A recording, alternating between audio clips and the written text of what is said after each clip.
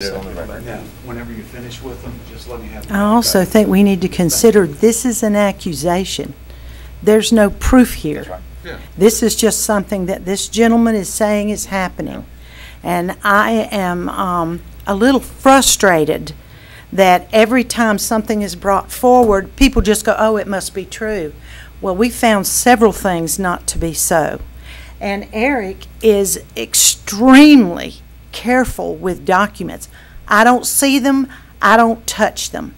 So I don't think we need to jump off of a ledge tonight just because an allegation has been made. No, I think we need to look and see what is there. I can't understand half of the things he sends anyway. They don't make any sense. So Eric, if you would just really take the opportunity to do that. Because I certainly do not tell Eric to withhold things. Eric has testified to that on numerous occasions.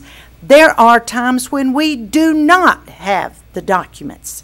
So I think it's time for us to settle down and let's take the time to give Eric and the attorney an opportunity to look. Just because an accusation is made doesn't mean it's true. I would agree wholeheartedly with that. I don't think Ms. Jackson would purposely do anything wrong. But No. if we got the records from the state, somewhere in our computer, it should show that we got them. And you can't remove that from the server. That's exactly If right. we have it, it's on the server. And so then we should be able to track these things down forensically pretty easily. And I would be interested to know what happened, because I don't think either you or Eric would do anything unlawful. If anything happened, we If need anything to make happened. sure Exactly. that something is really wrong Yep. first. Yep, absolutely. All right, Mr. Early, I'm going to recognize you, sir. Didn't make an accusation. All I did was tell you what his response was to me, what the state's response to me, and what the state attorneys responded to me. The documents are right there in front of you. I didn't make them up, I didn't create them, and I'm not making an accusation. I'm telling you what happened. That's it. All right. Okay? As you heard me say, I didn't say a thing about Eric, and I didn't say a thing about Miss Jackson. Didn't open my mouth about either one of them. I told you, Eric has been very supportive, and he's helped me with everything I've requested. If he can't find it in the system, that's not his fault, and I'm not blaming Eric. Bottom line.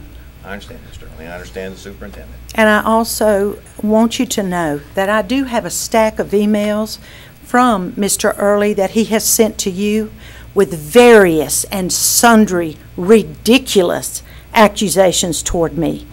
And I find those offensive. I find them personally ridiculous. He has no way to prove 90% of what he puts in those emails. The goal here is to separate me from the board. And if you can't see that and can't see the game we're playing here, then we've got other problems. But I personally am offended by your accusations, especially where you insinuate that I broke into someone's office.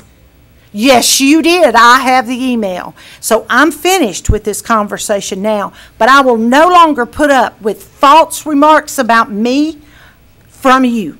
So you just get prepared. Excuse me, board member.